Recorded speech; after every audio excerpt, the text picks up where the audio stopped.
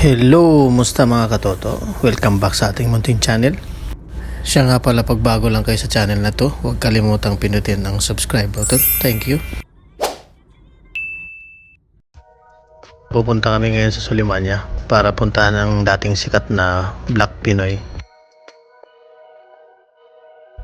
Siya nga pala, ang Black Pinoy ay dating isang food truck lang na nakaparking sa bakanting lote na kung saan pinipilahan ng mga kababayan, na kung saan patok ang kanilang street food gaya ng isaw, Betamax, Dynamite at marami pang iba. Tara, wag na natin patagalin pa. Alam kong gutom na rin kayo. Let's go.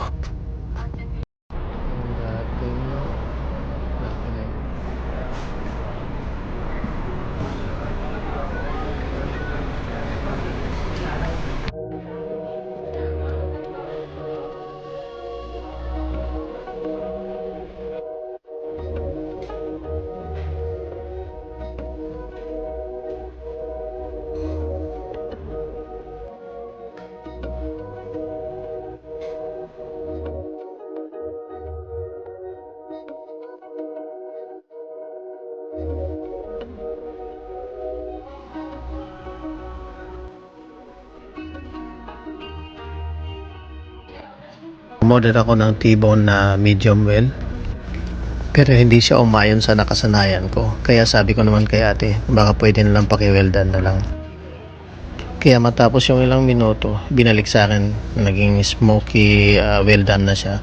Pero parang ganun pa rin. Kaya imbis na ang ginawa ko, itinabi ko na lang pa. Sabi ko para i-take out na lang.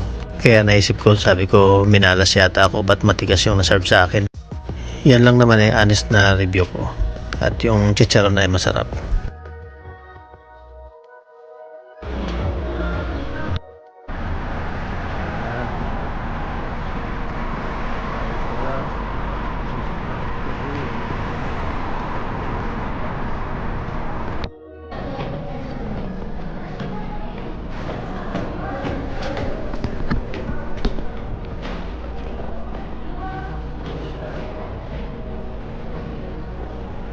Hindi na ako nakakuha ng maraming video kasi maraming customer sa taas.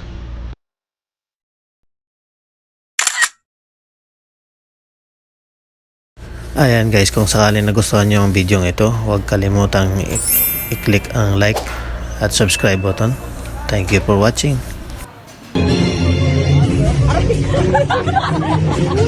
May hagdan.